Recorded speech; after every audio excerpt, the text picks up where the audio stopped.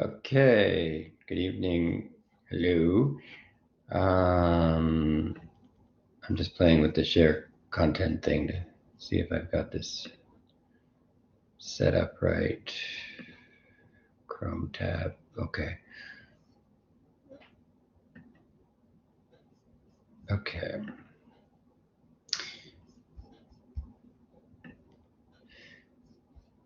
Okay, so it's for me, it's Friday night, 8:45, and this is the lecture for Jordan Peele's Get Out, the fourth of our horror selections. So Psycho, Shining, Elm Street, Get Out. Uh, Interestingly, Get Out opens with the shot of a suburban street that could be Elm Street. It's clearly a white neighborhood. It's quiet. It's a little bit eerie. We could almost imagine Nancy walking down this street and Johnny Depp popping out of the bush, at one point to watch her, and Freddie also lurking. So Elm Street, the movie Elm Street, certainly features um, the growth of the monsters within the safe white suburb. Um, and what there's no overt discussion of anything like blackness or the African American.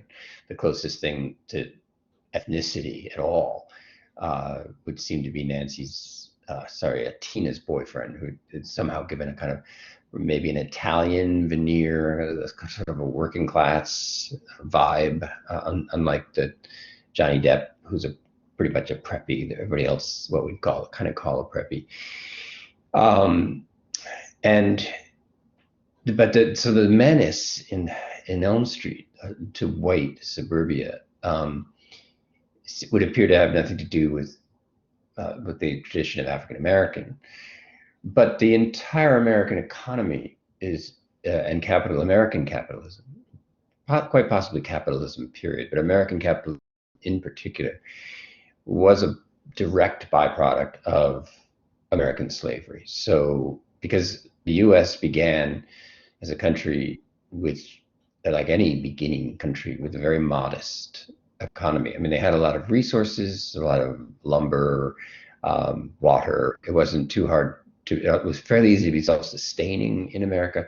And they could, to a degree, they could export American resources to Europe. But it was very iffy.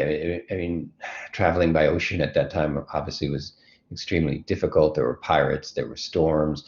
And in many cases, even though America had, let's say, virtually unlimited lumber, they couldn't compete with European lumber because of the cost of transport.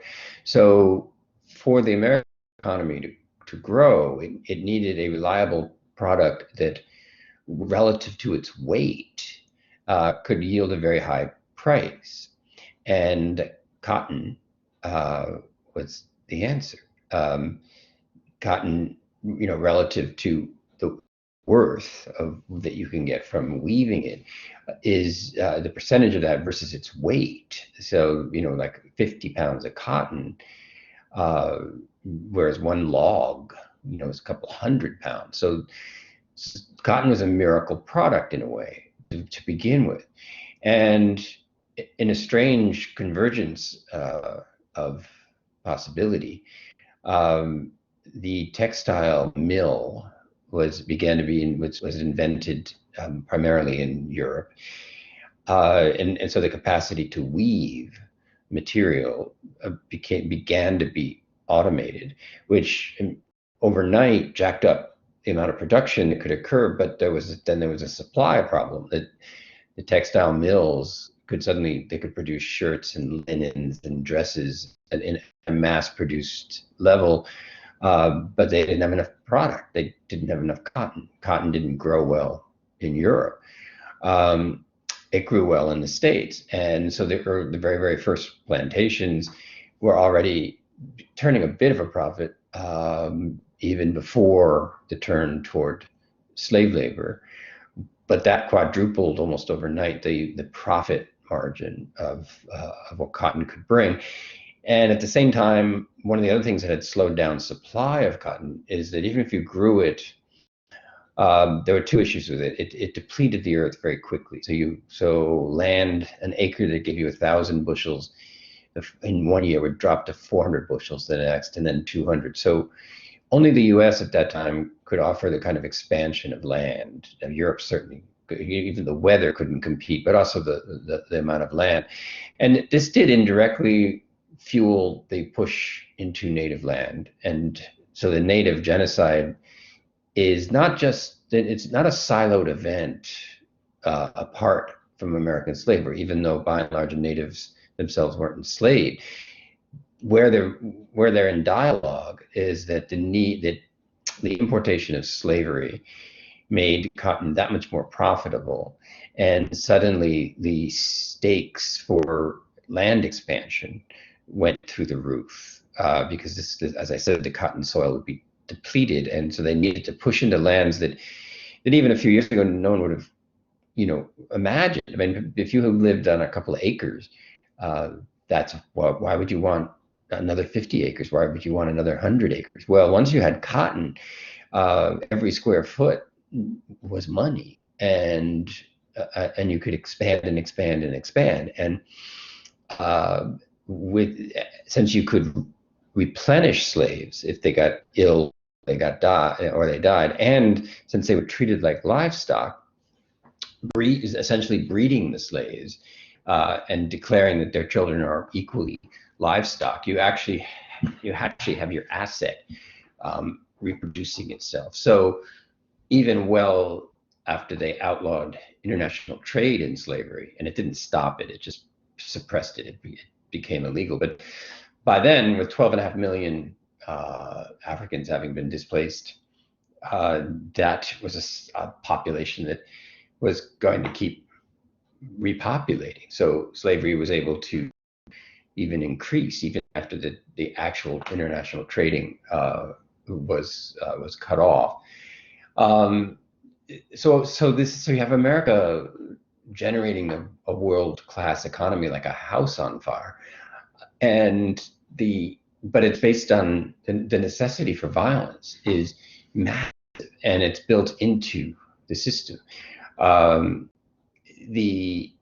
Henry Ford designed the first assembly line, which is often seen as separate from plantations, but in fact, Ford's inspiration for the assembly line was the plantation. Both reports that he got and even people that he hired from the South who explained to him how you could maximize the amount of labor that you could get from a slave. And Ford's point was, well, I'll have to pay people on the assembly line. I can't have slaves working the assembly line. But once I give them a set wage, then the rules of the plantation, they're the exact same. So this is one reason, the U.S. still won't raise minimum wage. It's actually a legacy of slavery that they are very reluctant to pay a wage at all. And then when they did, they wanted to suppress the wage as much as possible because that's the foundation that profit is based on. And so you need to stabilize and minimize what the amount of money you give a worker. And of course, in the case of a slave, no money.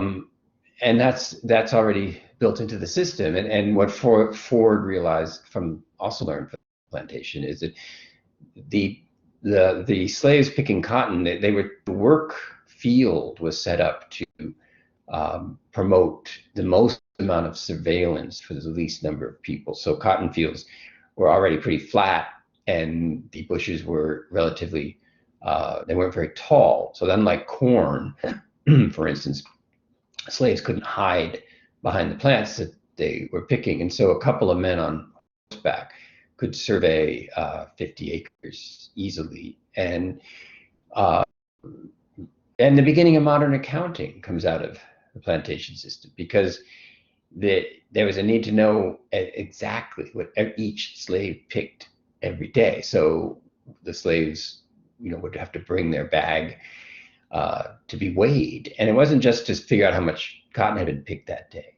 it was also to figure out how much each person had picked. And then they had quotas, which had already been determined by previous performances. So if they fell sufficiently short, there was pretty much a ratio of how many lashes on their back for the shortage. But it was also a merciless system in the sense that if you exceeded your quota, that sort of became your new baseline. So success was punished in a sense, and this could lead to illness and death. But the slaves were expendable. There was an sufficient supply that working a slave to death yielded more profit than pulling back on the production in order to keep slaves, relatively healthy. So unfortunately, there was a disincentive to care whether the slaves, what the lifespan of the slave might be. I mean, there wasn't willful destruction of slaves; they were seen as property and therefore valuable. But there could be more profit made from working a slave to death than keeping the labor tolerable so that a lifespan could be extended. So violence is at the base of all this, and a systematic violence. And in many ways, after the Civil War, the need to continue to punish Black bodies for failing to be productive shifted massively over to the jail system. And in fact, in the South, shortly after the Civil War and for several decades, the Jim Crow laws were such that Black men primarily were arrested in huge numbers so that they could be put back out on chain gangs, which were essentially slave labor again, because now they were convicted felons and therefore they didn't have to be paid a wage. So the prison system took over as a plantation system.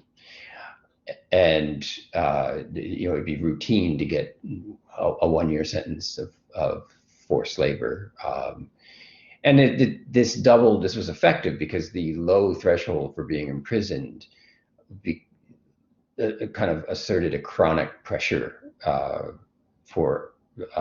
behave. I mean, one of the issues with Chris in Get Out, and we can see this is still kind of bred into the African American experience, is don't be an angry Black man, don't be a suspicious Black man, try to be a get along Black man. And this also blunts the awareness of the microaggressions that are being performed on you.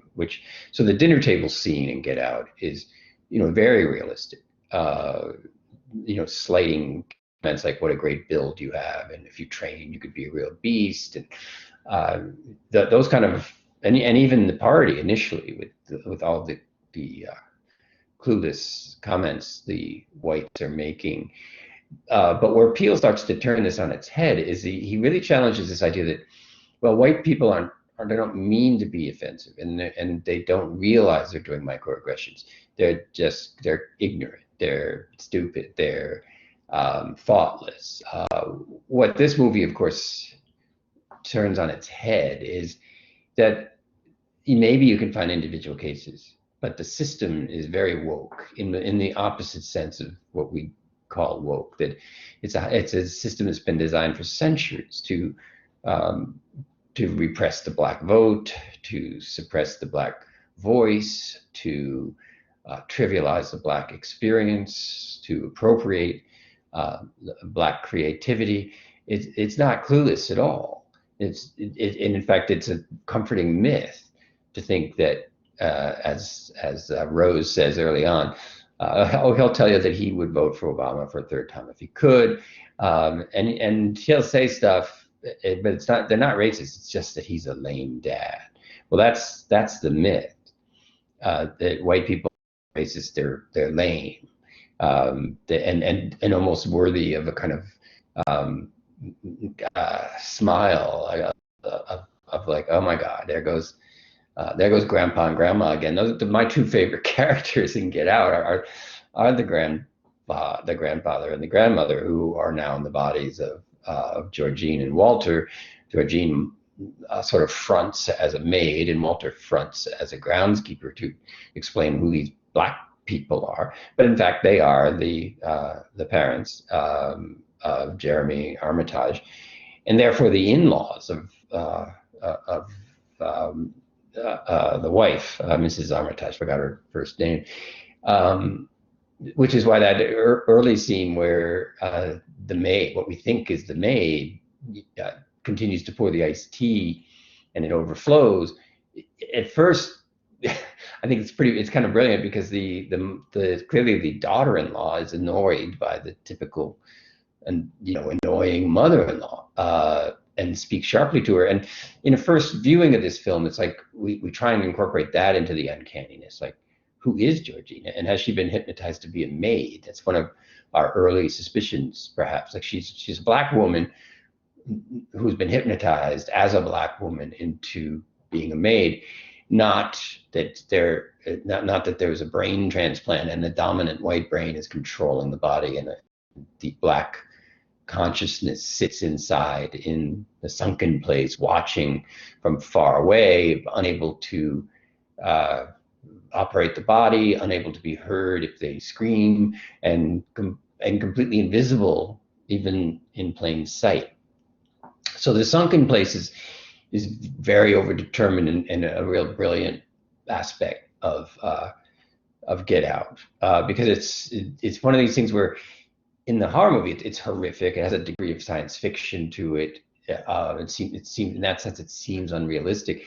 But as allegory and as metaphor, it's completely accurate to what the black experience can feel like. Like that you're there and you're talking, and yet you don't feel seen, you don't feel heard, and your actions don't have agency, and in fact are ignored unless they're deemed to be unacceptable, and then you get the wrong kind of attention, as in the case of the policeman routinely asking Chris for his driver's license too.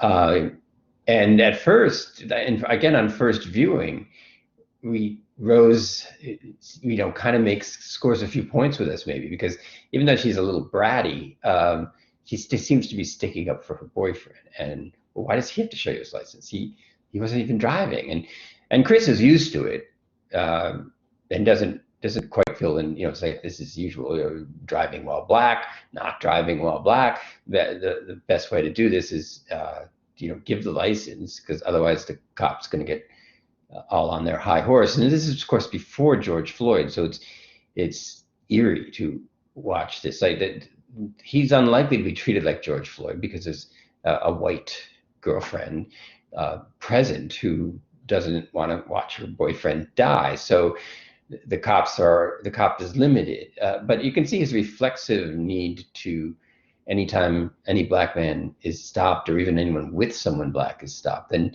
you take the time to assess without cause to see if the black person is in some way over the line. So it's that without cause that Rose picks up on, like, how could he possibly be responsible for anything? First of all, there's no crime here. This deer got hit.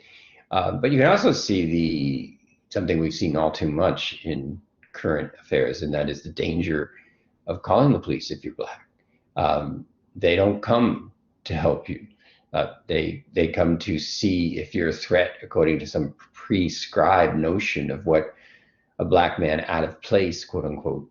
I mean, a black man out of place is a threat, is registered as a threat because they're out of place. And this will be clear in the opening, which is brilliant, because usually we think of, if you're white, you don't want to get lost in a black neighborhood. This is the cliche, because you'll get mugged or there'll be gang stuff.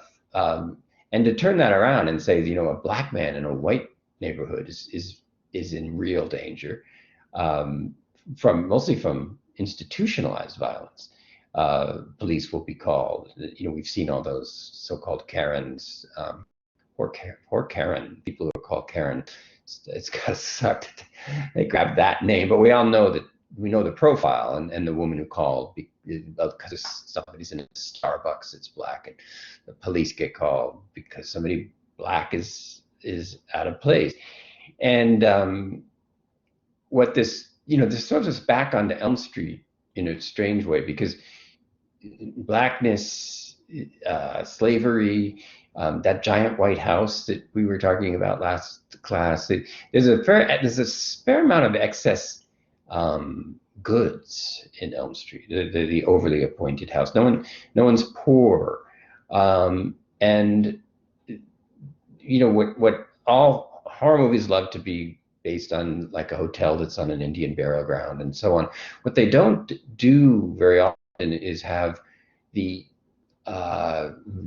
the denial of how slavery is the basis of American capitalism. That is a driving force in a lot of horror movies, because you get a kind of white precarity, which is what we get with Elm Street. Like, these white people are falling apart, and they're not falling apart because of poverty. In some ways, they're falling apart because of excess.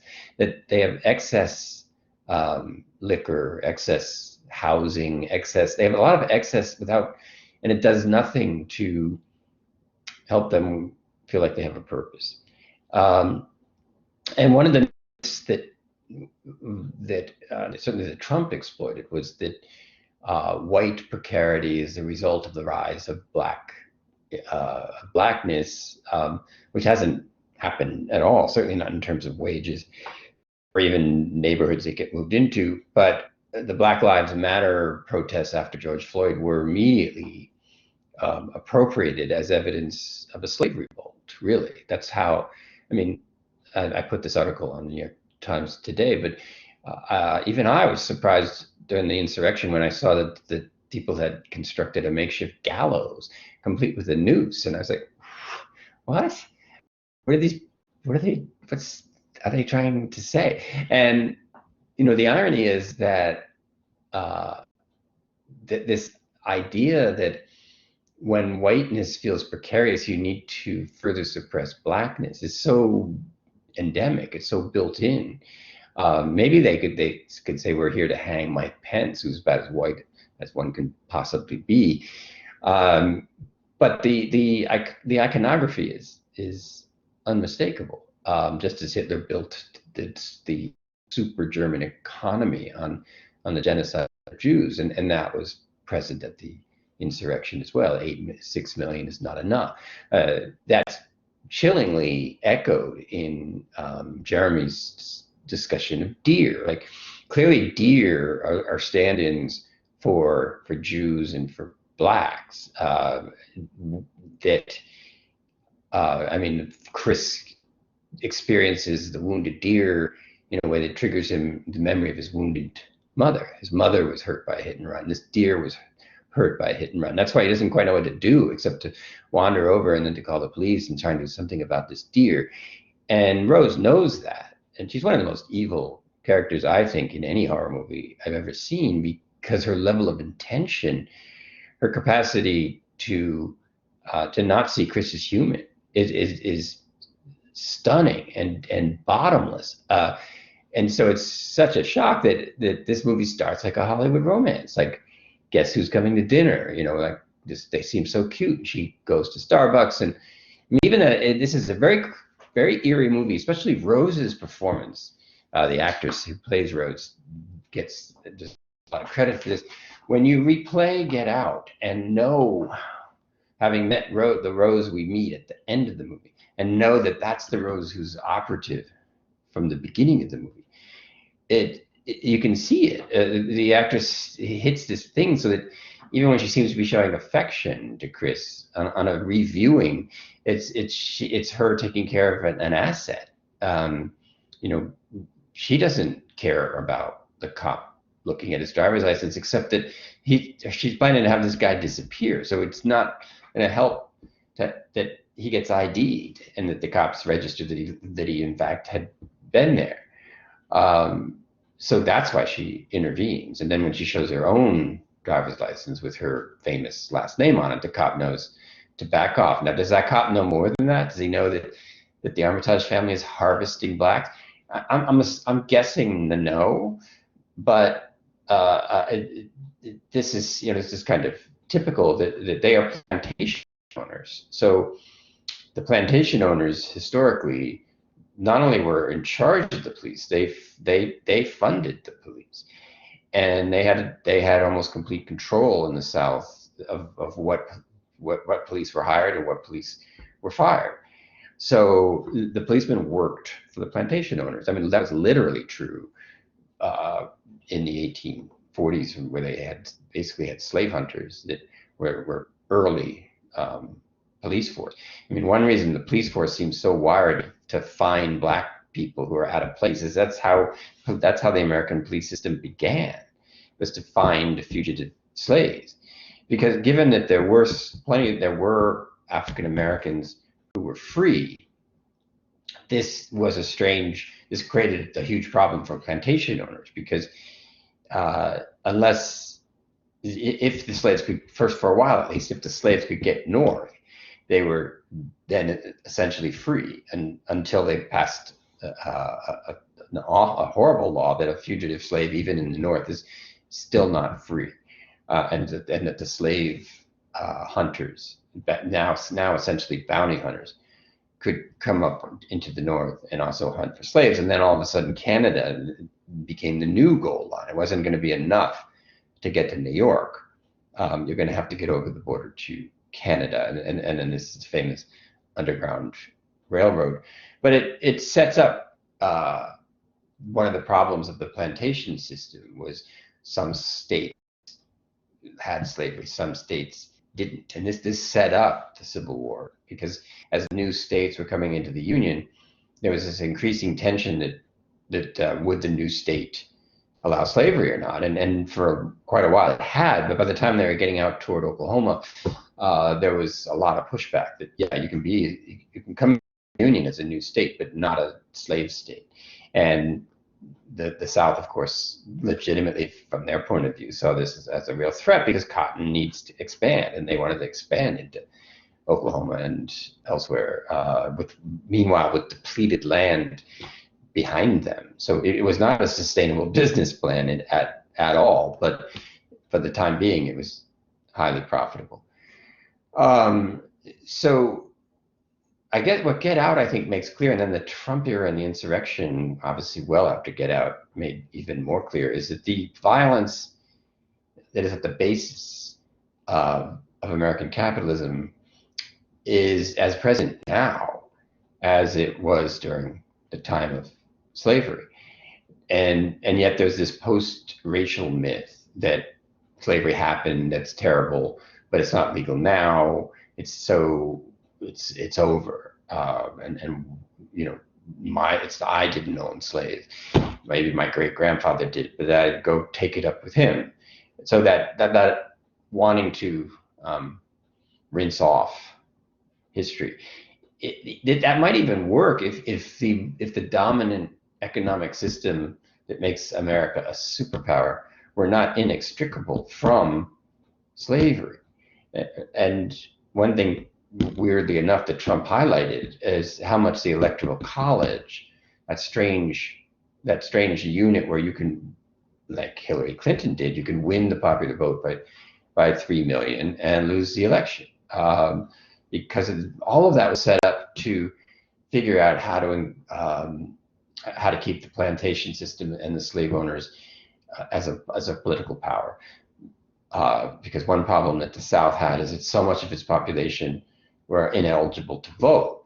So they came up with the 3/5 law, that 3/5 of the number of slaves a state has is added to their vote count. Not that slaves can vote, but it gives them more representation.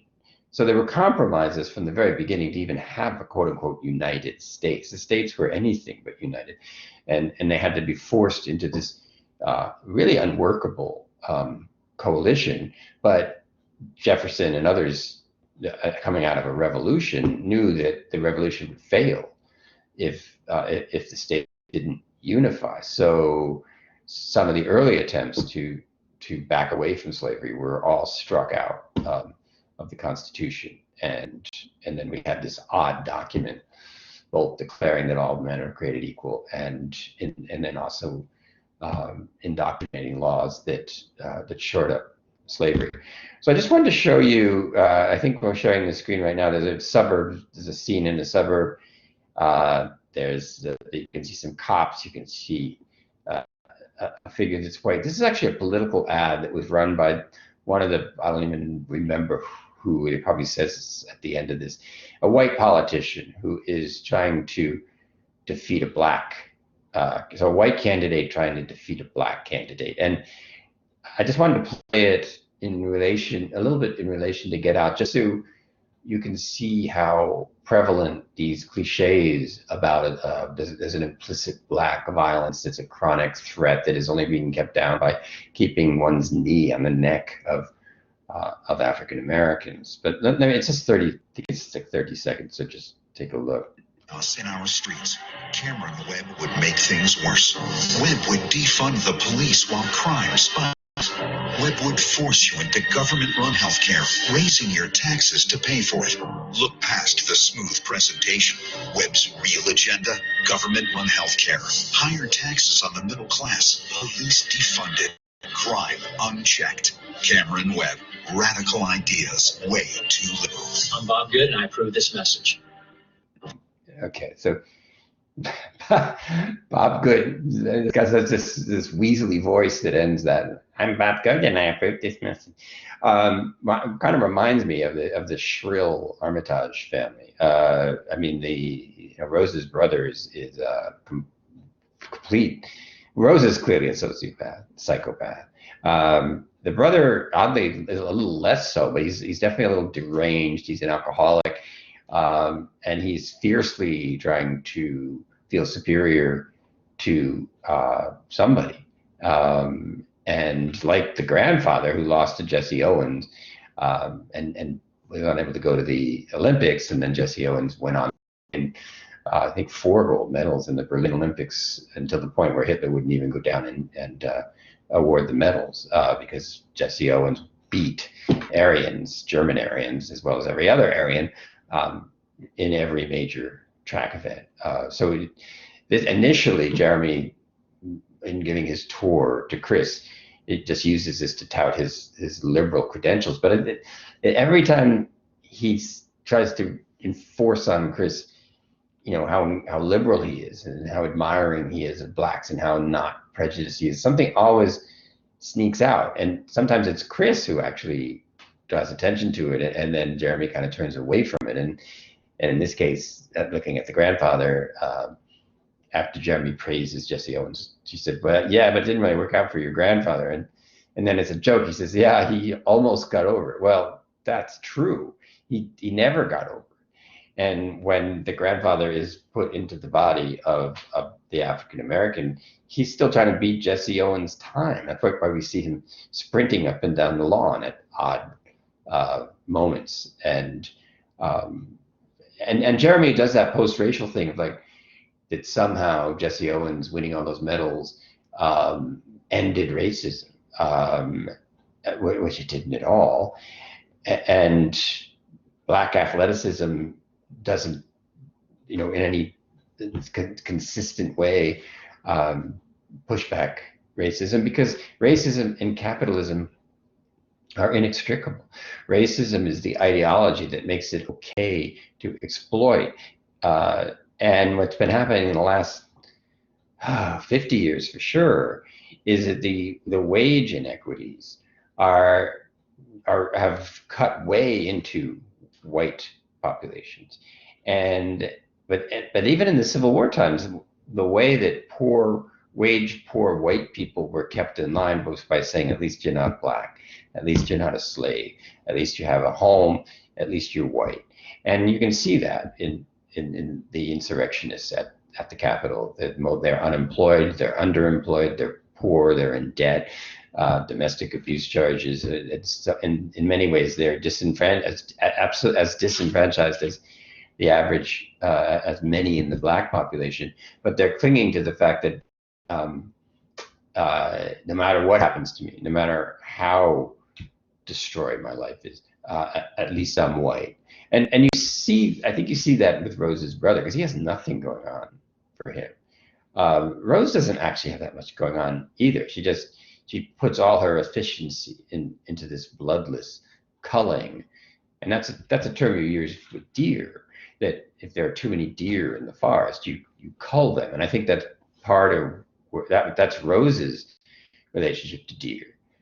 Jeremy's relationship to deer it's a way to express his general genocidal attitude toward anything that he wants to use, because it's so overstated. Where you start saying, one down, 100,000 to go. That sounds like death camps. Doesn't sound like deer hunting.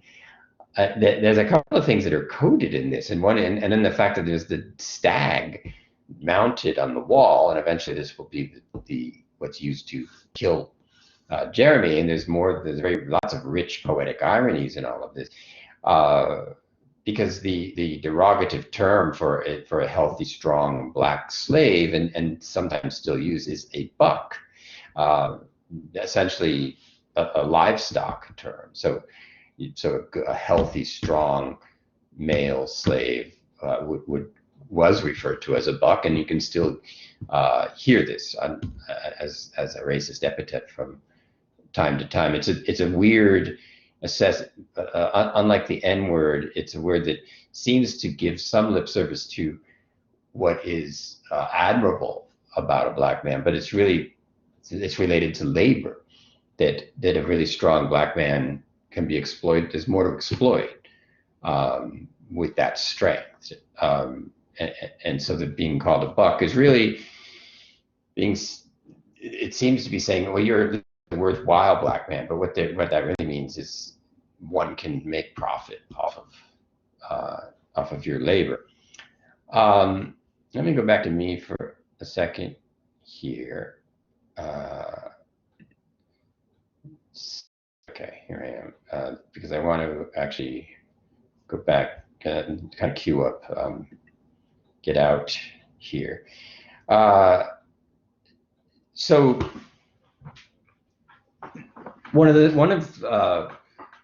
part of what Get Out, what Peele has done in Get Out, is he's made visible the continued systematic violence against the African American. He's made it visible.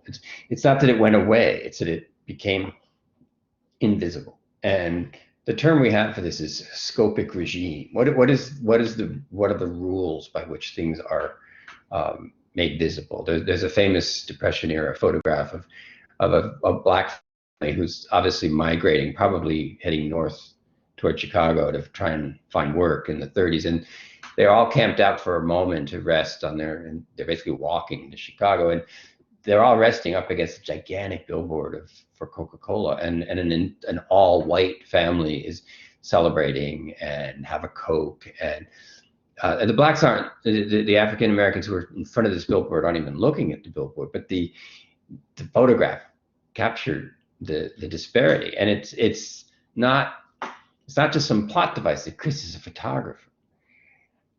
He has an eye. That's what the white guy who's now blind, who still runs an art gallery, which is sort of a plantation for creative artists. He didn't have any talent particularly as a photographer, but he was pretty good at trading other people's photographs. And of course, this is so typical of the harvesting of African American talent. It's particularly obvious in the music industry, and in the 20s and 30s, it was African American would be paid $10 for his song, and that's all they ever saw. After the rights then went over to the record company, and if it was a hit, the composer of that song never saw another dime. And in many cases, they were recorded, and the music was circulated without there being paid at all.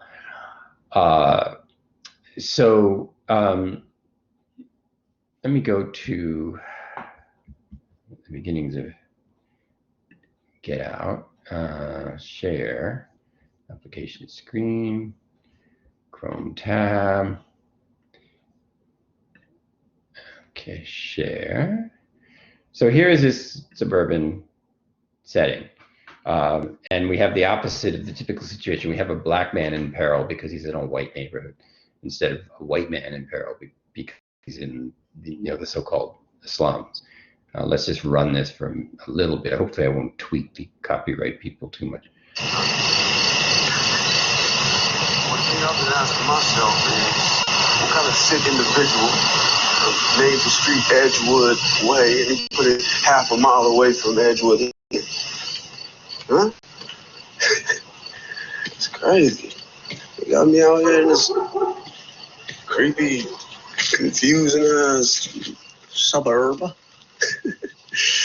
Gosh, I'm serious though. I feel like a sore thumb out here. All right, baby. All right, I'll talk to you soon. See you. Okay, so this is Ryan Ave. It's like a fucking hedge maze out here. So there's a shout out to The Shining, the hedge, the maze. But it's inverted, of course, because this is supposed to, the suburbs are supposed to make sense to the suburbanites, but it doesn't make sense to Andre, who we will meet later. Also, it's never made entirely clear, and I'm not sure Jordan Peele has cleared this up, but is he on the phone with Rose? It seems likely, actually, because how else, would this brother just, Rose's brother, is not likely to roam around in white neighborhoods and find black people. So my guess is Rose sent him into a part of town for a party or to meet her, and then told her brother where he would be, and so here he comes. So that this is coordinated between Rose and the brother, and they're hunting like velociraptors. They're where you pay attention to one, he's literally on the phone with Rose, and she's being sort of probably her typical reassuring self.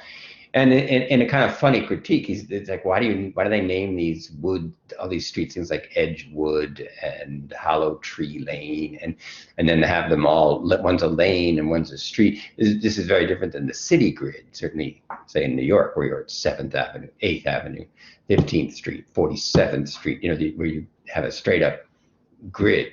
But that says something about that suburbia is already trying to be the pastoral,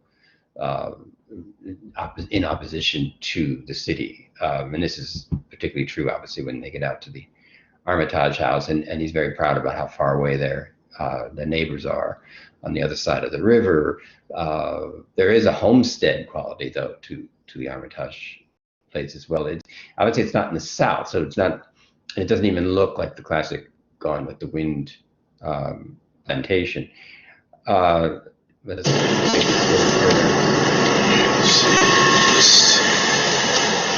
straight in. I think you should have left on, what was that? Peacock. Straight. So this is that particularly effective use of deep focus that as a technique that horror movies typically use. I mean, we see the car go by, he sees the car go by, he doesn't register it as a threat, and probably we don't either until we see that U-turn in the background, and then that doesn't make any sense. It's one thing for him to be lost, but why would this car make a U-turn? And deep focus can be effective in horror movies is a way to let us see something that the character in the foreground hasn't registered yet. So now we're wondering, why did this car pull a U-turn? But this is one place where Jordan Peele makes it clear, like, you know what, you already know what this movie is about if you pay attention at all. Because one way to read this is, the first thing maybe is, okay, this is a couple of white teenagers who see a black guy in their neighborhood, and so they're going to come up and challenge him, bully him, maybe shout racial epithets at him, and maybe sweep by and shout the N-word or something. So we already know in the audience, without getting anywhere near the coagulate that we'll see later, we know what's happening. We know how to read this scene, and that's something Peele does really well. He builds things so slowly that he keeps letting us, we get it slightly wrong, but the fact that we get it at all kind of exposes us. I mean, Hitchcock does that by saying, you're a voyeur too. And Peele, this isn't exactly accurate, but he winds up saying, you are steeped in racist ideology. I mean, whether we decide to label as racist or not, racist ideology, you know it better than you think you do. Because part of capitalist ideology is to deny racial tensions, even though they're everywhere. So there's so much gaslighting, and Chris, is subject to that. That Rose is brilliant at letting him sound paranoid to himself, and one of the ways she gets away with it is, he's. I hesitate to say he's in love with her, because I'm not fully sure you can be in love with somebody who's so pathologically and murderously hateful toward you. He's certainly in love with her, a performance that she's giving, and he feels seen and valued, and he is seen and he is valued, but he's not seen for who he thinks he is, and he's not valued for what he thinks valuable about him. I mean, she certainly doesn't give a damn about his photography career, and she seems to be empathetic about his history with his mother, but really, Peele plays this very fair.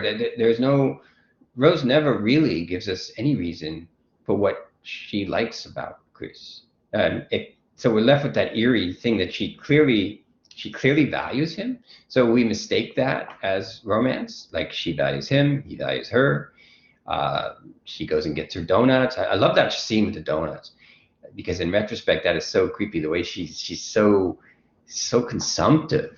She's so happy. Like, look at all these donuts, and I get to pick one, and then I get to eat it. And it parallels the kick she seems to get out of going on the websites to trawl for her next black boyfriend / victim.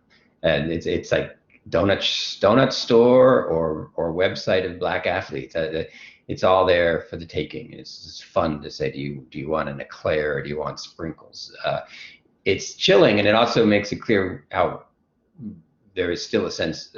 I mean, it's hard to believe we've forgotten this, that the African American heritage is, these are human beings who came into the country as products. Livestock, products, assets. I mean, you could take out loans based on how many slaves you had. So they were also used to leverage loans to buy more slaves. So you would buy slaves, and then you would take out a loan based on how many slaves you bought, so you could buy more slaves. And as long as the profit margin of cotton kept going up, and the same thing happened in 2008 with house prices. You hitch your wagon to a star. The only problem is it's predicated on something no one would believe if you confronted it, which is prices will never come down. Everyone knows that won't happen. But since we don't know when the drop is going to happen, so like a gambler who bets $2 on a square and he wins, and he bets $4 on a square and he wins, and he bets $16 on a square and he wins, and exponentially his wealth is going up. But there's no way that can mathematically last. So unless it starts holding back some of it, then one of these rolls is going to lose everything. It won't matter that it's $1 million on this square; it'll all be gone. I just realized that my laptop isn't plugged in, so excuse my flourish here, because my energy levels are going down, and I don't want to disappear. So I gotta put this in here. Okay, now I'm live for a while. So as we know, Rose's brother will circle back, and you can, in a way, this is a recapitulation of the whole movie, because you'll watch Andre be reasonably apprehensive, but still underestimate and continue to underestimate, and be too slow to register the full scope of the danger. And on the one hand, this might seem unrealistic, like, oh, this guy's nuts. He's wearing a metal helmet. He's crazy. But we've seen too many of these tapes on YouTube where the situation escalates. Somebody's got a broken headlight, or there's been a minor altercation, and then bam, everything explodes, and suddenly you hear pop, pop, pop, and guns are going off, and people have been shot multiple times. It happens really fast. So you need to read every scene in this, particularly the ones that seem, well, okay, but this is a horror movie. Is allegorically they're accurate. Even if Peele is using the horror genre to try and make them visible again, because the ideology has been so effective at making it invisible.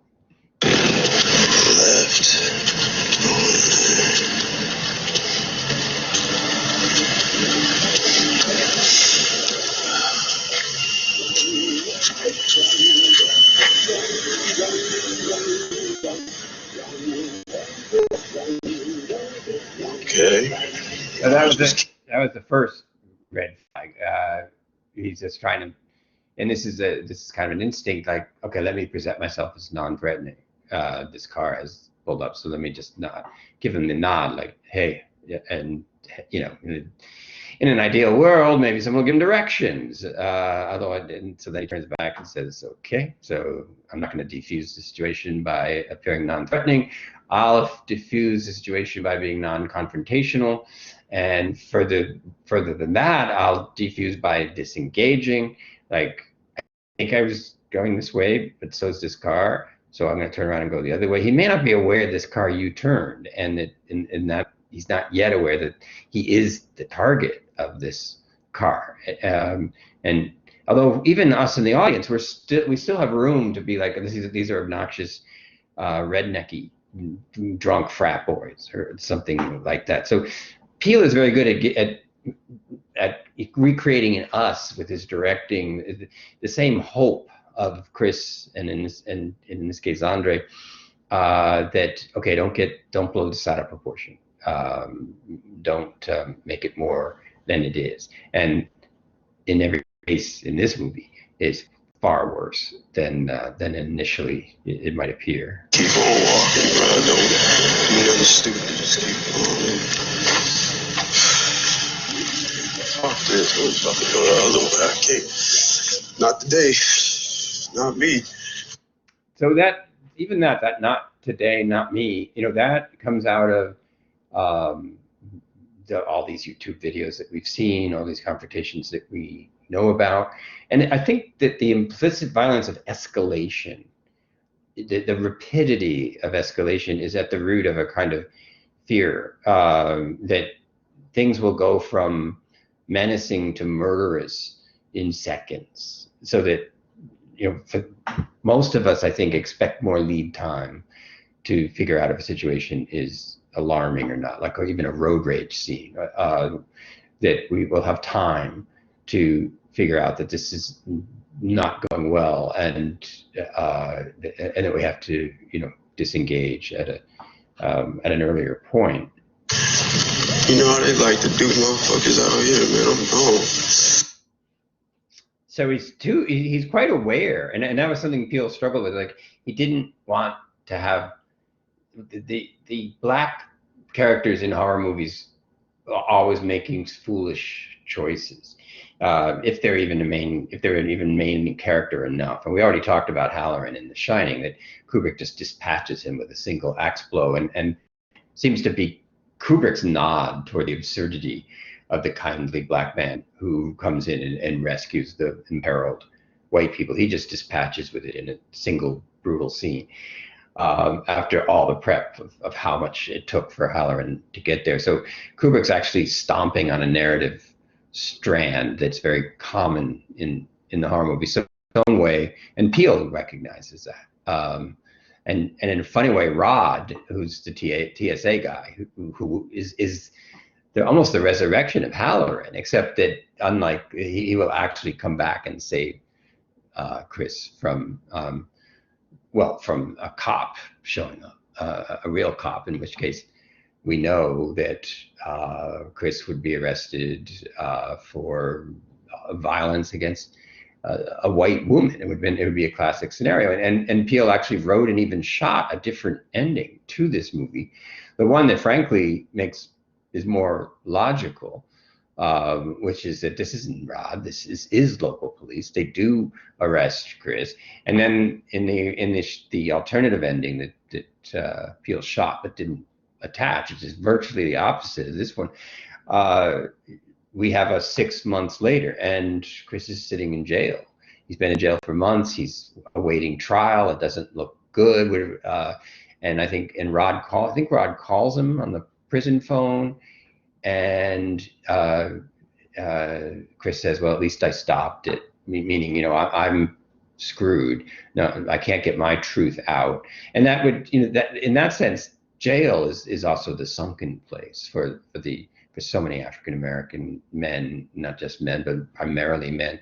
It's you sink into this jail system, and you can't get out. You can't get heard. You can't get a retrial. You can't, afford due justice. And once you get into the prison system, especially now that the prison system is so highly privatized, the prison system needs inmates to run the plantation. I mean, these private prisons are modern plantations. The inmates are slaves. I'm not saying none of them did anything wrong to be there, but some of them did nothing wrong, and many of them are being punished at a much higher rate for the wrong that they did do, passing a counterfeit bill, not stealing food or candy without a weapon. This can get you in jail in certain circumstances, and the bar is set so much lower for penalizing, and it really isn't that different than the Jim Crow days, where the prison needs inmates. It needs slaves. It needs people that to work that they don't have to pay. It's become really bad now that the prisons are privatized, because now the inmates are a labor force in a factory setting.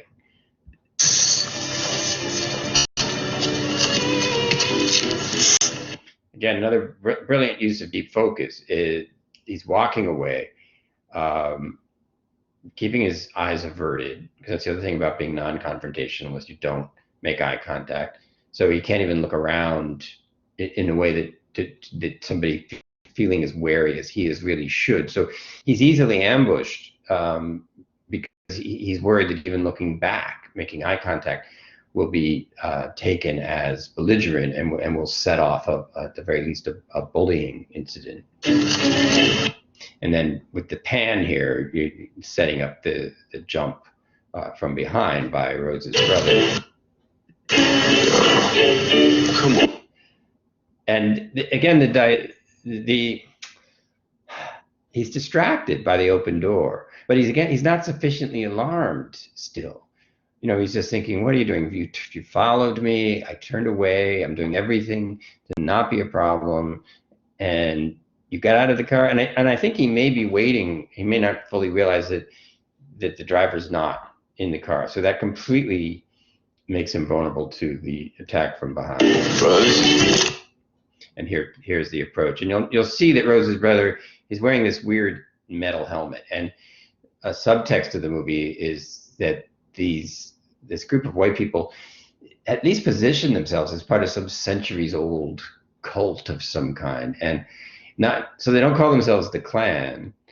They don't consider themselves Nazis. But it's funny how people who perform violence on other people in order to exploit and harvest them come up with these very ancient, some kind of ancient code that this has been going on for centuries, and it's basically a white supremacy, whether it's QAnon or I forget what order these guys call themselves, but they just invent antiquity and for themselves, like we have been around longer than everybody else, and we are a superior race. We always have been, and we are the lords of the earth, and we have the right to treat the lesser beings as we see fit.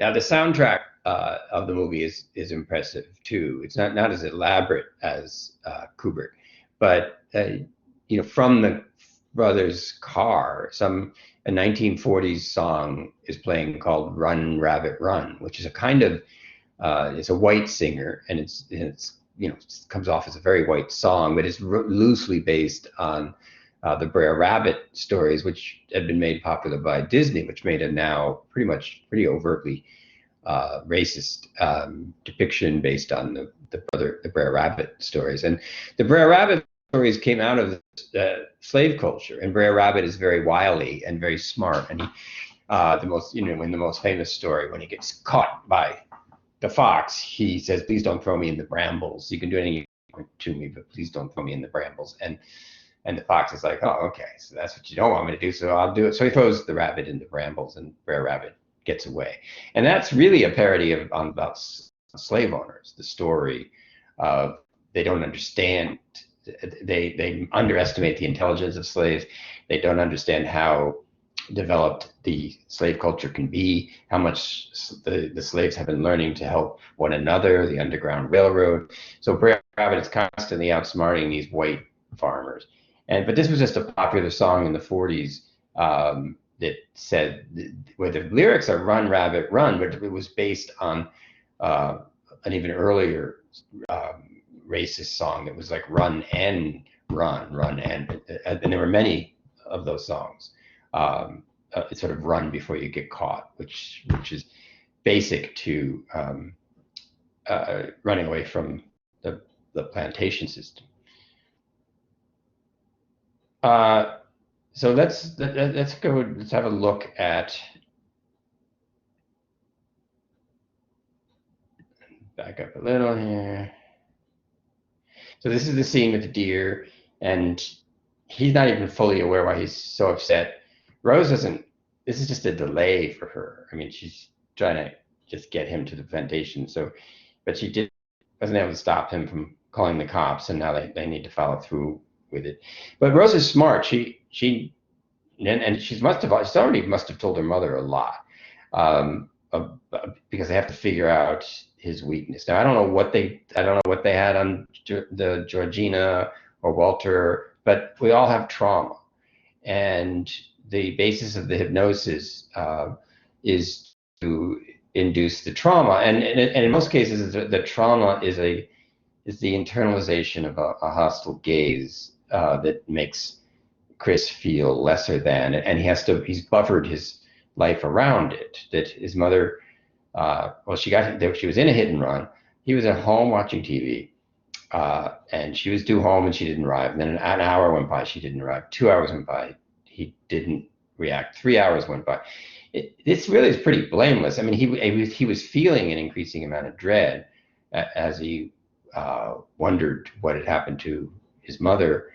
And then what kind of fused his permanent sense of guilt was to find out later that she survived for 2 hours, maybe even 3, and somehow he converts that into, she would not be dead if I hadn't just sat there, really paralyzed with fear and uncertainty. And what is this young black kid, this 10-year-old kid, gonna do? I mean, yeah, you can call the cops. How responsive are the cops going to be? I mean, even Rod can't get a black policewoman to. I mean, granted, he hyperbolizes like sex. They're all sex. They're going to make a sex list, but he's not.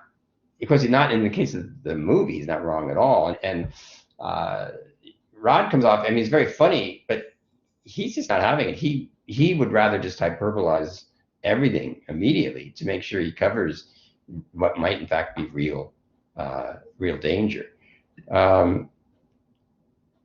So here's the initial encounter with the family. Sentence is exhausting. I want to give you a tour. Can we unpack first? You want to unpack before the tour? This is Missy's office. So this is another very subtle. It's unclear what the father's doing here, but he's got his own pattern. And one of the things that's fascinating to me about the father is how this is a ritual. This is a very important ritual, because who cares? Unpack and then have the tour. And it's one of the few times he stares down Rose. Rose is, of course, she's deliberately playing good cop to bad cops to keep Chris unaware and reassured that she's on his side. So no matter how weird my family is, I love you, you love me. We're here because they're my family, but I'm in a relationship with you. I'm your safe place. Because really, when you all know this, when you go out with somebody, you don't necessarily worry that much about whether you love everybody in their family or not. You're not dating all of them. You're not going to marry all of them. It matters. You'd rather not be treated rudely or in a way that's racist. But if any of that comes up, you're going to key off your partner. And if the partner sides with the family and you feel badly treated, that really puts the whole relationship under the spotlight, and probably should be a red flag. Um, so Rose seems to be passing that test. I mean, she stood up to the policeman. She's embarrassed about her lame dad. She's, tells her brother to knock it off. But this thing about unpack before the tour, and his tone of voice is like, no, I don't care about the unpacking. I need to give the tour because I need to start to explain why what I do is all right. All the way to the point where, when Rose finally lets him know in the most devastating click of a moment that she's not only fully on the side of the family, but she's been in it from the beginning, and that she was the bait that brought him out here. And Andre may have been, choked out from behind, but as Jim Logan will tell him later, that you're one of the lucky ones. You got to sleep with Rose and have what you thought was this hot romantic relationship with her, and now you're going to be harvested. The other people get a chokehold from that lunatic brother. And that's another thing, a subtext here, that where they talk about his smoking. And to me, the smoking is almost a stand-in for, are you sleeping with my daughter? Or how dare you sleep with my daughter? Or I can't believe you're having sex with my daughter, which the brother can barely keep that back, where he's kind of like, you're dating my sister, right? And so I have a right to ask these strange questions. And now I want to show you a chokehold, just for fun. It's just a kind of a plaything. And the parents have to shut him down because, again, he's straying outside the lines of the ritual. In the same way that the grandparents don't do it well. They spill the iced tea. Walter, they don't know how to play the game. And besides, they're white people speaking from within a black body. So they're uncanny immediately. They're out of place. And they make the strange familiar and the familiar strange. There's the weirdness of Walter talking like a boring white man. If he were a boring white man, we probably wouldn't think twice, like the guy from The Graduate saying, I have one word for you, plastics. But the fact that Walter, who looks like a brother, is saying things like, you do, top of the line, and I love the scene where Georgine doesn't understand even his moderate slang. Like he says, I wasn't trying to snitch, and she says, snitch? And he said, I wasn't trying to rat you out. And she says, what? Oh, tattletale? She uses a kind of totally white. She's trying to translate this slightly black lingo into white, because it's a white person trying to understand him. But the physiology of this coagulate thing can be shook. I mean, there is a living consciousness in the sunken place, which means that it can rise up as it will with the flash of the camera, first with Andre and then later with Walter. It scrambles the syntax of whatever the coagulate transplant is. A sudden flash. I mean, yes, they can cause seizures, but in this case, they don't cause seizures. They cause a resurfacing of the consciousness of the original occupant of the body, and then through hypnosis, or there has to be a reassertion on the part of the white part of the brain. And so essentially it's a slave rebellion that gets quelled. So every time, and you see the blood come out of Andre's nose, which just hints at the violence, because slave rebellions were the most feared thing during the era of slavery. There was a successful revolution in Haiti, and that in 1761, I think. And so the ultimate nightmare, given that you have 150, 250 slaves on a plantation with a family of maybe 7, so you had 200 people enslaved, whipped every day, 7 people living in a house. So if you had, whether you had a individual plantation that had a rebellion, that would be bad enough, and then the other plantations would send in their security forces to quell the riot. And in most cases, there was not because they wanted to value the life of the slave, but they'd rather not kill all their slaves. I mean, their economy depended on it. So ideally, they would break up slave revolts by selling off the slaves to deep recesses of the South, where they'd all be hundreds of miles apart. Because what's the point of putting them in jail? That would actually be better than the life that they're leading, and at that point at least they wouldn't make any money off of them. So the leaders of rebellions would be hung on the spot, but people didn't really want to cull the whole plantation, so they would separate and sell off, and that was a threat and a leverage that they had, which was separating families. That if you certainly being whipped was one way to be disciplined. A more severe way to be disciplined was to have your children sold, as you can imagine. And so the fear of that was quite a containment.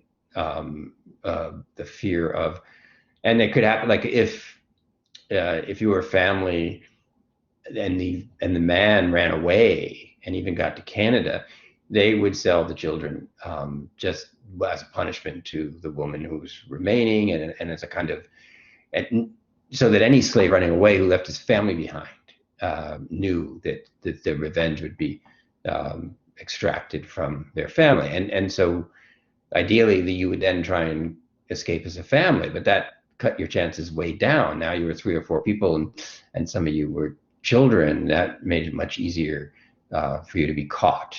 So these kinds of, the system was so interlocked, and then everything was compartmentalized, so that you might stumble on a particular evidence of murderous racism, like a lynching, but then you might not notice things like the selling of the children, and in many cases, the children being sold were fathered by men, by white men in the plantation. They would essentially sell their own children, sometimes at the insistence of their wife. So it was not unusual for the wife to demand that light-skinned children be sold, just on the assumption that it's either her husband or somebody else who fathered the child, or it wouldn't be lighter skinned than the mother. And then that was the tension between the white husband and the white wife, which is, if you go down, you can go down there and perform these terrible acts with these women slaves, and it's, it's totally disgusting to me, but I'm not going to have their children around. And to a large extent, the white men acquiesced, like they didn't see them as their children. But it's, unlike cattle, slavery was bizarre because you could increase your asset by mating with them yourselves. Nobody does that with a cow. So this system, and most famously with Thomas Jefferson, who was in fact, seen by all accounts, in love with one of his slaves, and had Sally Hemings, and had children with her, and didn't sell them off, and in fact allowed that most of them free upon his death. And some people say, well, he had to do it that way because that's an admission that they're your children if you free them before your death. But still, it doesn't seem all that generous, really. So that's the tour, and this is where the brother's carrying on, and Rose is looking at him with somewhere between tolerance and surveillance, because he's completely screwed up by this system. He doesn't buy this sense of innate superiority that the rest of them have all cultivated, to that they're superior to genetically. They acknowledge the body is physically, he has this great body, but they have no respect for the importance of his identity, or his desires, or his wants. Let me see.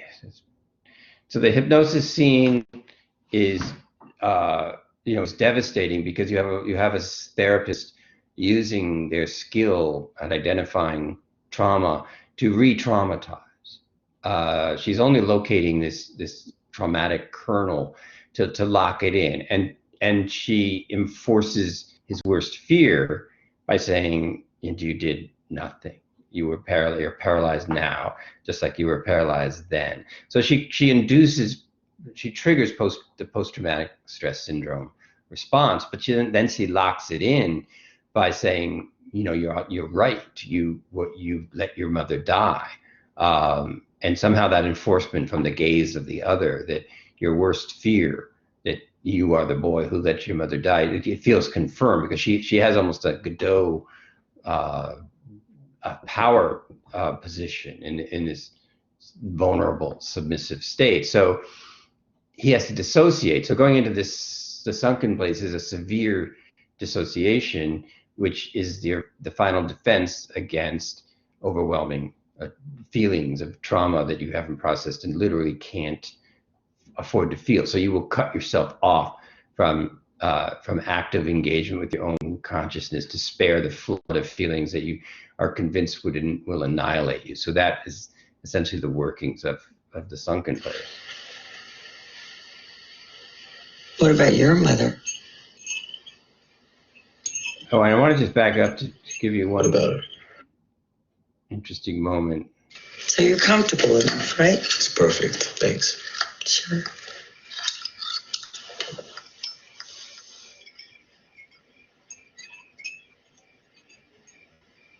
You want to know how it works?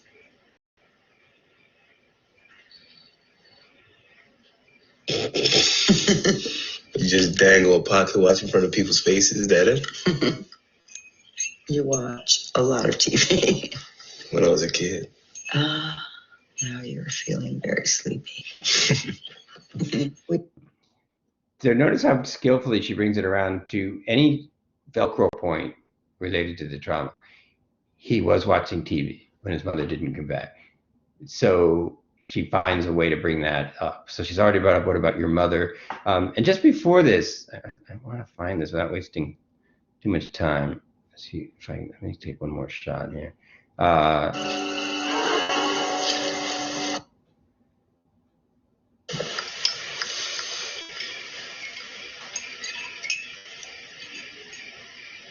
You want to know how it works? Now what I want.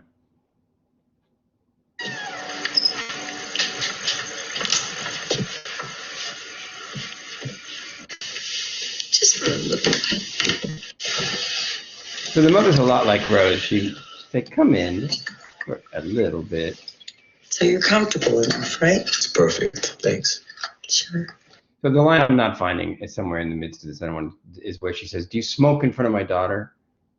And it's kind of out of the blue. And then he doesn't really have an answer. And she goes, that's my daughter. That's my daughter. And again, it doesn't make sense.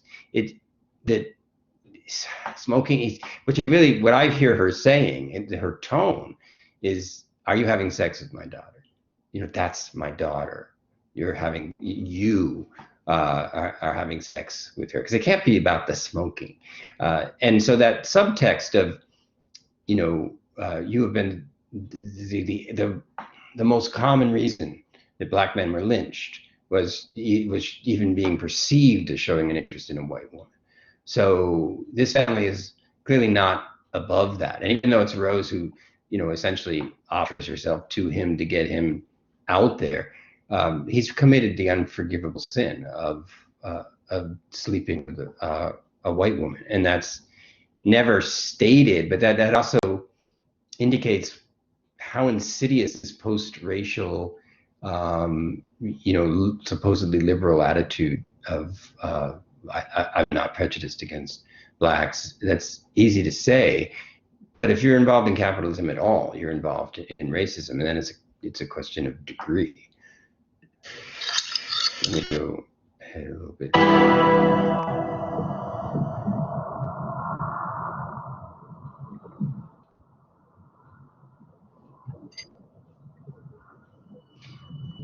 So notice how this looks like a television. So not only is he sunken in the sunken place watching TV, but this is also a reference to what it's like to be Black in a culture that doesn't represent you.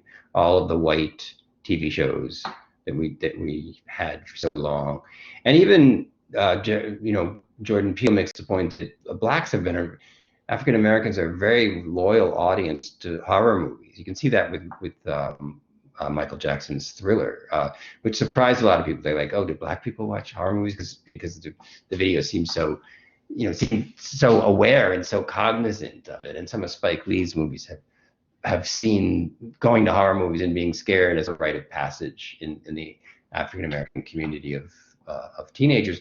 But of course, they never see themselves on screen, or if they do, they're victims. So being an African American in a cinematic audience is also being in the sunken place where you're watching but what you're watching representations that don't grant you any visibility or agency or role to play. Okay, so I'm getting conscious of time, and I don't want this to. I'm gonna have to start to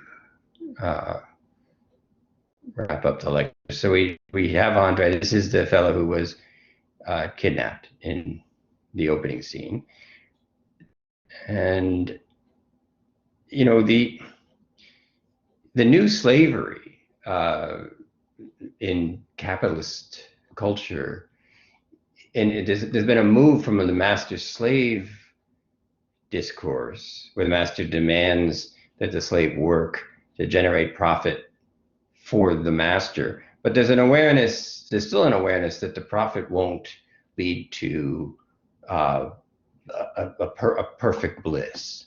But what's starting to happen with commodity culture, that they've flipped this around a little bit, where absolute bliss is now presented as graspable with enough capital. So the discontent of these white people has gone into a new phase. They're obviously wealthy. They don't want a better car.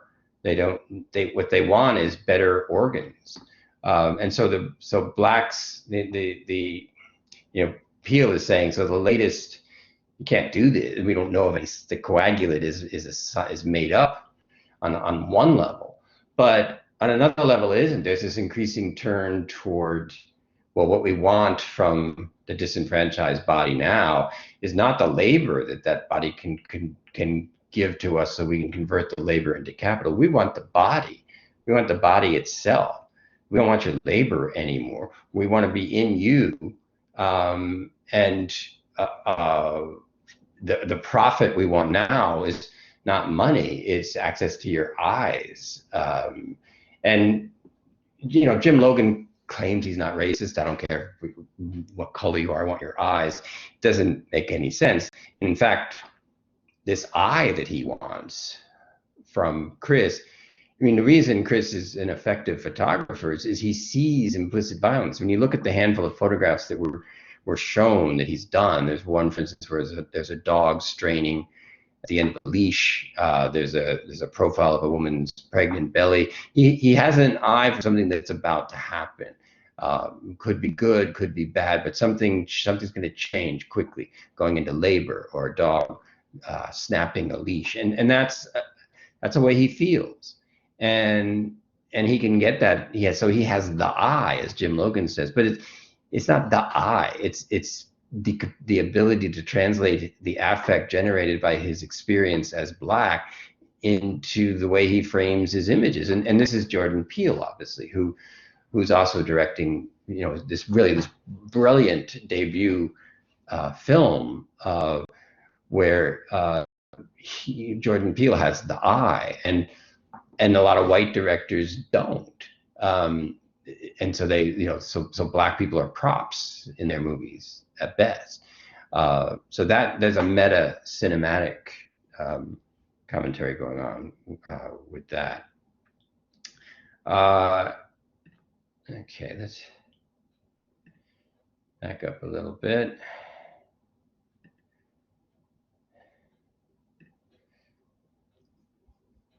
No keys!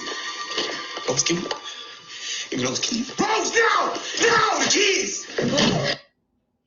So this is finally the angry black man, and the whole movie, Chris has been trying to not go there, and of course the brother reacts immediately by trying to brain him with a lacrosse stick, and now finally the violence is out in the open. The first blow has been struck, but this is also the reveal of who Rose really is. It's probably in one of the more chilling moments of the movie, because earlier he went for a walk while they had the bingo, which isn't bingo at all. It's a modern day slave auction, and he's on the auction block. The only difference is it's a picture of him, and not he himself. He's been drawn off to take a walk because it'd be pretty obvious if he stayed there that they were auctioning off. They were selling him. He might not have been able to been all that clear that he doesn't know about the coagulate. So, you might think, well, what's the point of a slave auction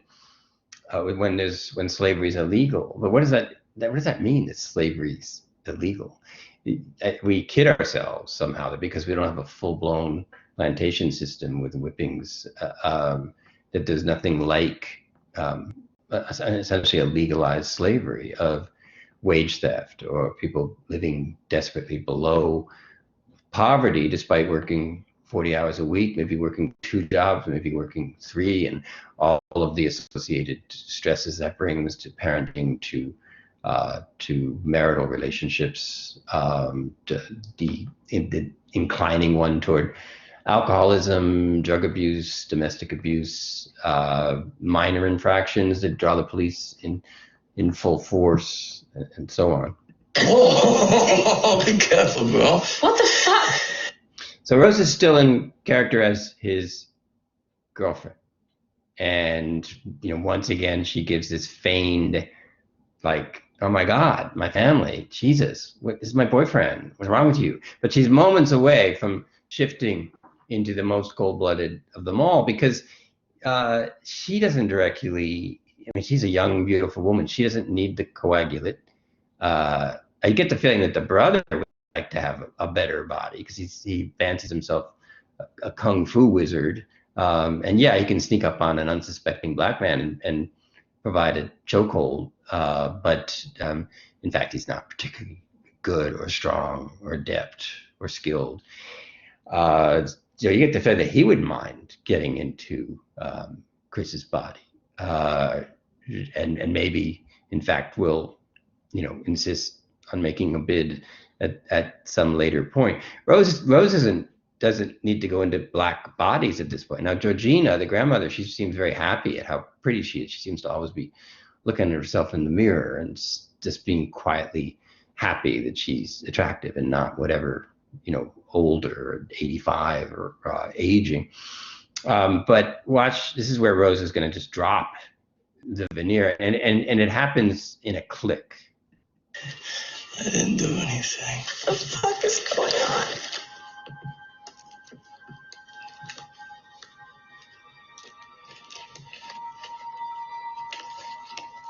Where are those keys, Rose? So this is here she is still playing the scared girlfriend, but she's kind of enjoying this. It's the sickest part of her in a way, is that it's so fun to play the victim, and please don't abandon me, and I'm trying to make you happy, and in some ways she plays it right to the end because it's such a thrill to her to snap out of it. I can't give you the keys, right, babe? And that is, of course, when he knows that everybody's in on it. He has no ally. He has no way out. This is Rod trying to explain to the black woman cop, and being met with, being treated as a joke. She calls in her colleagues so he can repeat his story, and they all burst out laughing. And she says, "Don't say I never did anything for you," to them. Like, I brought you in here to hear this funny guy going off on these paranoid fantasies about the way whites treat black people. Okay. So this is Rose in her cold-blooded phase. And another remarkable feat of acting is, and a great use of cinema here, is the visual we get is Rose, the stone cold psychopathic serial killer. But she's on the phone with Rod. So she calls up the voice again of the victimized, little girl Rose. But the disconnect between the visual that we see and then watching her vocalize the scared little voice.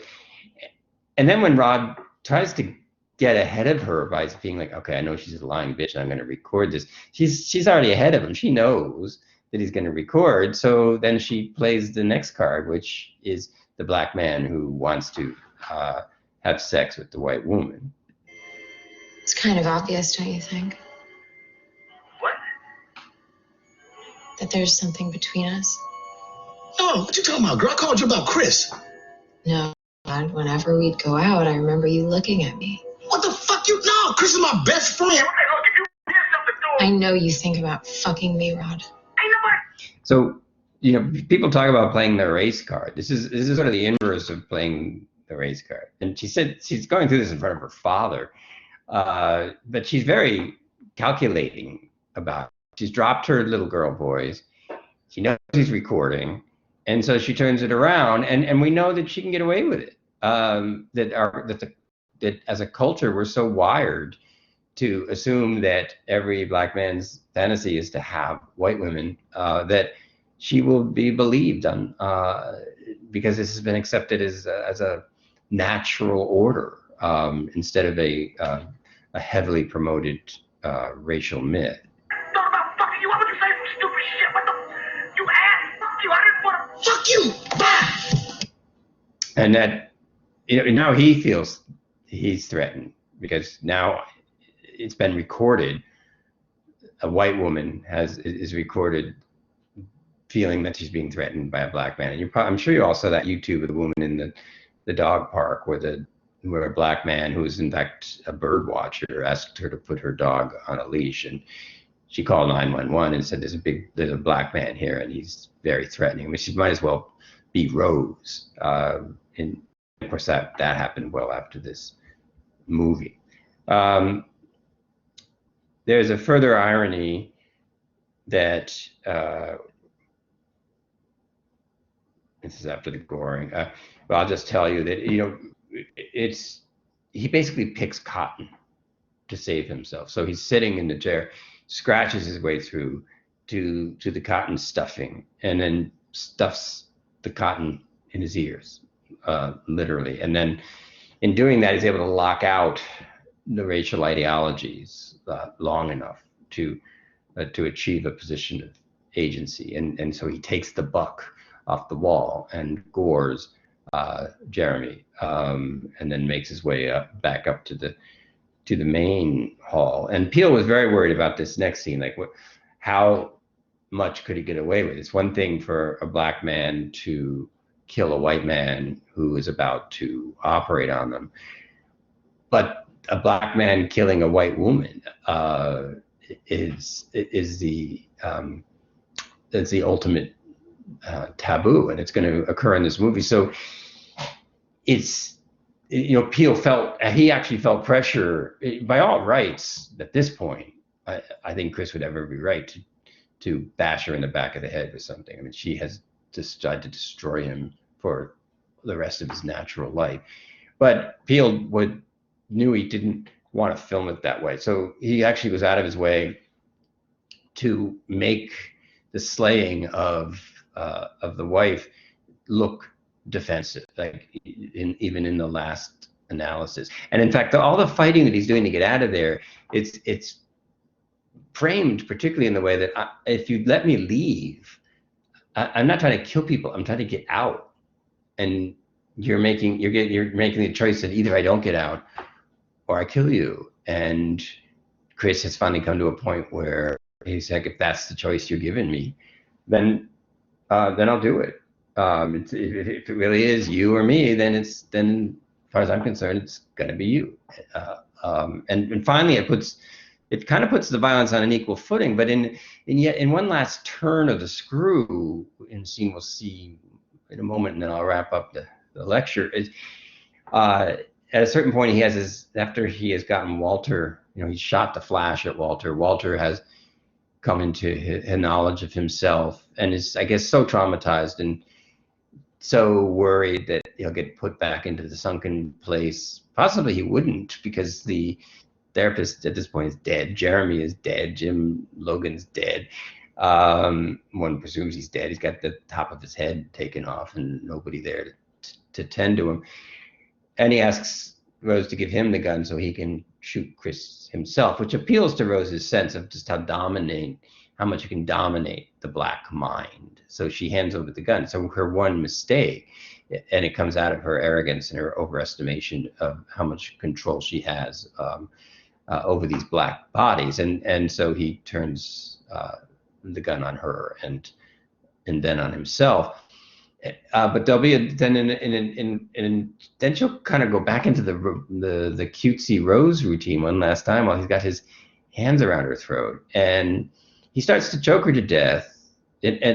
And one can imagine why, because she's reminding him of all that sweet Rose stuff. I never felt any of that. I never was any of that. She knows she's dead. I mean, she's been taken a shotgun blast to the chest. She's gonna die, and so her last act of evil is to get him to kill her so that he can be a murderer. And his whole life he's been traumatized that first that his mother, and then the deer that he hit the car, and now this girlfriend they're all dying on the road. And how is he going to leave her to die on the road? Well, she deserves it. There's no question about it. And what she's trying to do is get him to kill his mother again, and to put him back in that state of, I killed my mother. She was on the side of the road. She died. That was my fault. You're on the side of the road. You're dying. I killed you. That means I really did kill my mother. So she's attempting, in her own death throes, to deal a final blow to his psyche.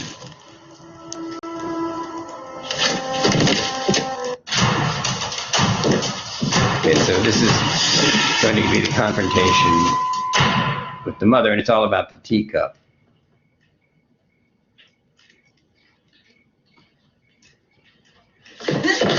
That's a great use of point of view shot to show his face, show the teacup, go back to him, just have him move his eyes, and then they both sprint for the teacup. And now it's broken. And this is an interesting moment, because now that it's broken, she has no way to control him. And even for her, it's in her own best interest, really, to not do anything. She can't control him, and by attacking him and trying to kill him, she provokes the violence coming back at her, because he wants to get out, and they just keep coming at him. And this points to how that there's a veneer of systematic, slavery works best when it's systematic, because then you don't see it. I mean, even when they whipped slaves, they often did it out of sight, not because they didn't so much want to hide it as the system ran better when the violence was off stage. And there were even manuals written on how to be a good slave owner. And one of the things people have read these things, and they would say things like, always, when you give a slave an order, it's best to act like you've given it some reflection, whether you have or not. It keeps them domestic. And that's something this movie explores, like, how do you keep the African-American body sort of sedated, whether it's Rose with her sexual come-ons, or the being put into the sunken place.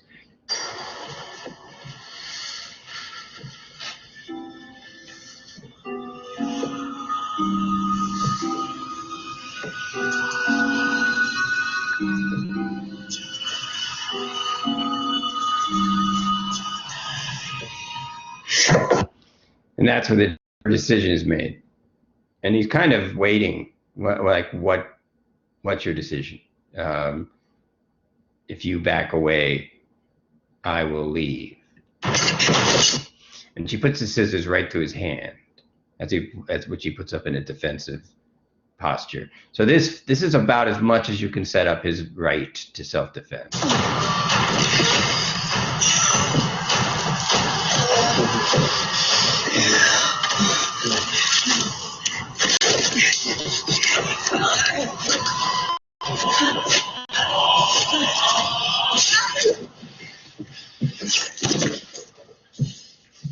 And you might have noticed that she seemed still seems obsessed with his eyes in that final moment. She's bringing the scissors up to his eyes, and he finally does this slash down into her throat.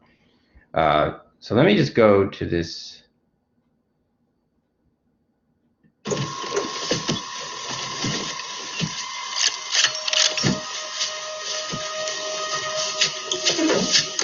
So you'll remember the foreshadowing, which was played as comic from the very beginning of this movie, where he said, "Do your parents know I'm black?" And she's like, "No, why should I tell them? They're not racist." And he said, "I don't want to be run off the front lawn with a shotgun." Well, here he is being run off the front lawn with a shotgun. So even paranoids have enemies. Even this gas, the basics of gaslighting is to make somebody who has a legitimate reason to feel threatened feel paranoid.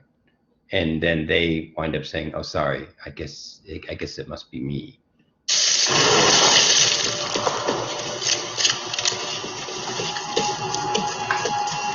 And she looks very much like a deer hunter, and so it continues that motif as well of seeing him as a deer to either be exterminated or used. In fact, part of Jeremy's irritation with deer, it would seem, is that they're powerful and they're strong and they eat things, probably including his garden, and there's no way to monetize them. There's no way to exploit them and extract labor from them. Get him, Grandpa. So Grandpa, who runs and trains with Jesse Owens all the time, is obviously going to catch him.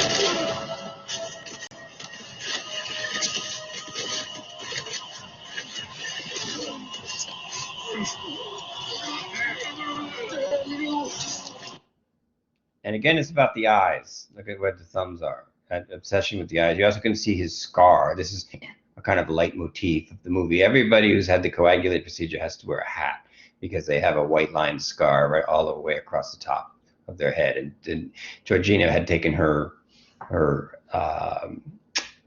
wig off when he was about to take her picture at one point. So, and of course, Andre is wearing that Panama hat.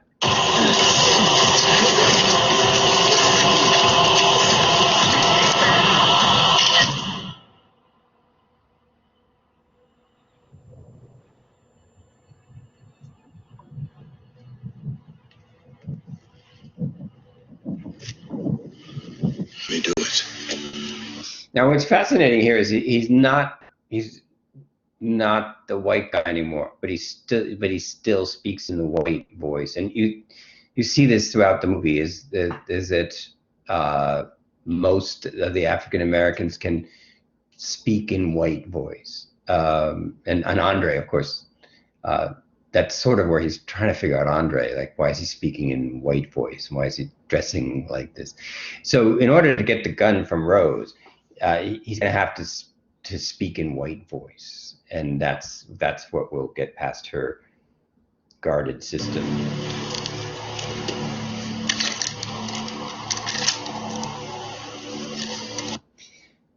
Because the look she gives him, she can't help enjoying the subjugation. Because why do this? Even if it is her grandfather, why not just? She was about to shoot him. The safer thing to do would be shoot him. She saw the flash go off. We saw what happened with Andre. But what does her in is she can't resist the pleasure of watching a black man shoot a black man.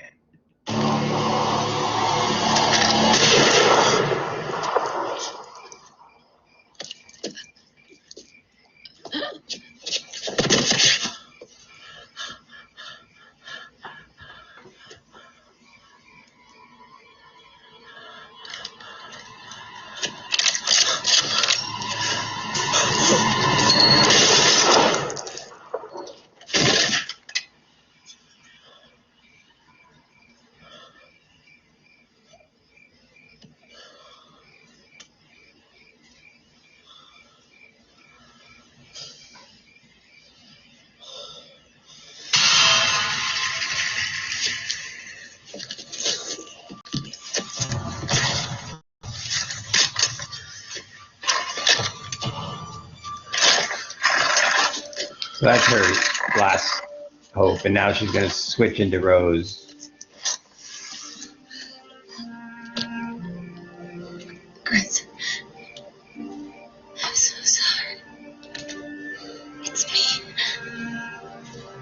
So it's so weird when she says it's me.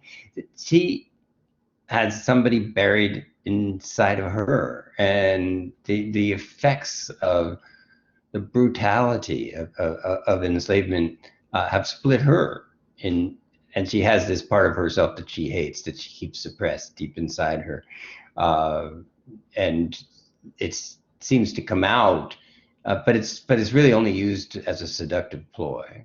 I love you. I love you. I love you.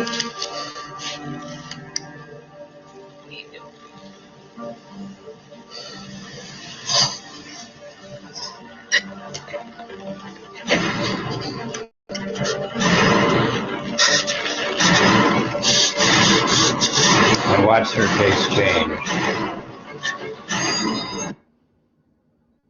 She's gonna die anyway, and that final smirk is, you are a beast, you are an animal.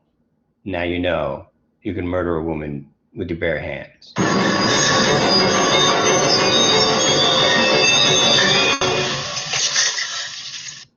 And she's disappointed. And I think partly she's disappointed because she's so sure she's right. You guys you're brutes, you're beasts. And he's showing this kind of, I don't think it's not so much compassion for her, because frankly she doesn't deserve it. It's compassion for himself. And he shows a level of awareness and reasoning that all her life she's been convinced Black people don't possess.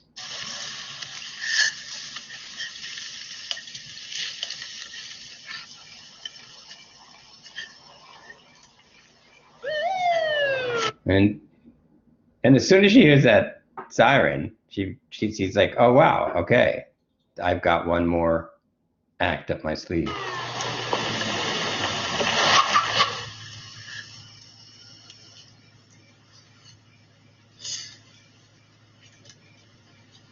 Help. Help. So she's got to play the pathetic victim, the white woman who's a victim of racial violence. And in some ways, Rose's performance is the closest thing to a kind of the schizophrenia of America itself. That the preference to be cute, sweet Rose, the all-American girl, but if necessary, and the whole white family does this. They prefer the congenial dad, the kindly mom, the cute girl, the slightly off brother who's probably going to need some kind of intervention sooner or later. So they would prefer to keep it all on the surface and then just quietly harvest the Black people, deprive them of their identity, their autonomy, improve their own physical. It's not really clear. Peele deliberately leaves it a little bit ambivalent. Like, is it money? Are they paying money for Chris? And on the one hand, maybe they're clearly bidding, but he wanted to leave it kind of open because he was kind of interested in this backstory that he made up, and most of it's not in the movie, that they're this ancient culture, and he liked one idea he had, which he doesn't develop in the movie, is that they trade precious antiquities. So it's possible when he gives the tour of the house and says, I picked these up in Bali. Well, maybe not. Maybe they may well be precious, museum quality pieces that were given to him for, say, the body of some other Black man.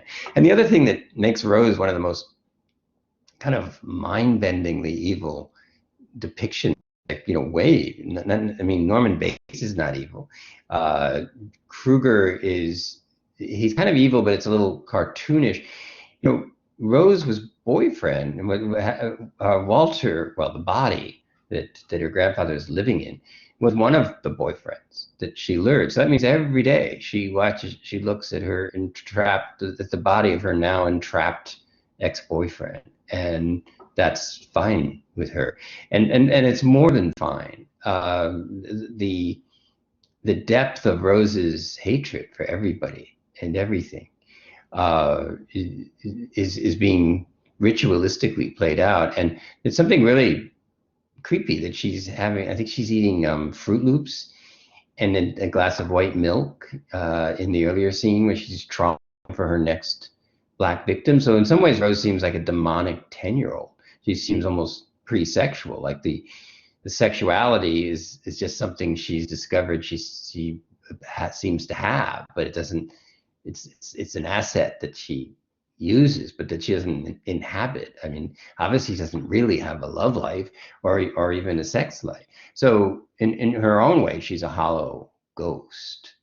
Um, Help! Help me! and he raises his hands like, I'm going to get arrested.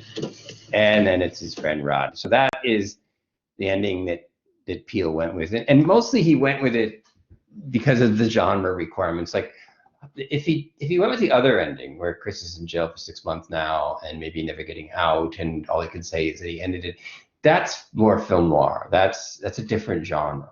And even though, frankly, that's more likely what the ending would be. Horror movies vanquish the monster, however briefly. And on the one hand, it's hard to envision a sequel to Get Out, even though Nightmare had like 6 sequels. It's very easy to bring back white monsters, but when the monster is racial inequity and slavery, uh, it's they're not. You can't do another Get Out where another black person is lured out to uh, a White House, and yet at the other hand, this movie doesn't have to work to reinstate the fact that the monster is only temporarily vanquished. So unlike Norman Bates, where the camera has to go down there and show that he's still crazy and that humans can be crazy, so this isn't really as wrapped up as neatly as a psychologist would like to think. And Freddy just operating in the air is not permanent because we see the scene following upon that. And The Shining didn't burn down as it does in King's novel. So the idea of future domestic abuse by a damaged, failed patriarch is still possible. And in this case, you don't even have to try. I mean, really, it's if you think about it, will Chris and Rod really just drive back home and be all right? I mean, there's obviously going to be investigation. There's 2 dead people on the road, and Lord knows what else. So the movie just suspends itself with a couple of witty comments from Rod, and it's almost as if Peele says, I don't know, here's the reality, and now I'm just going to go back into 2 funny brothers riding in a car because that's one of the ways that black men cope, and so they got out of this alive. But this that they got out of is completely intact. It doesn't really matter that these particular proponents of it are dead. The system is still in place. Okay, so I'm gonna go back to me so I can say that I will see you, as you can see me, on Monday night, and we'll talk some more about Get Out. And I put your prompt up. So if you can have a go at the prompt between now and Monday night, that would be great, or at least some of you could, so that I can see your initial reactions. I posted a comparison of the insurrection to lynchings from 1863 that was in the New York Times. There's a really interesting series that the New York Times has designed called the 1619 Project, and 1619 was when the first slave arrived at the American shore. And as you remember, but it's hard because there was such a flurry, Trump put together the 1776 Project as a pushback against the New York Times, which tried to explain that many cultures had slavery. Is something that happened a long time ago, which is no longer relevant, and for the New York Times to try and center the saga of slavery as an irresolvable foundation of American capitalism is wrong.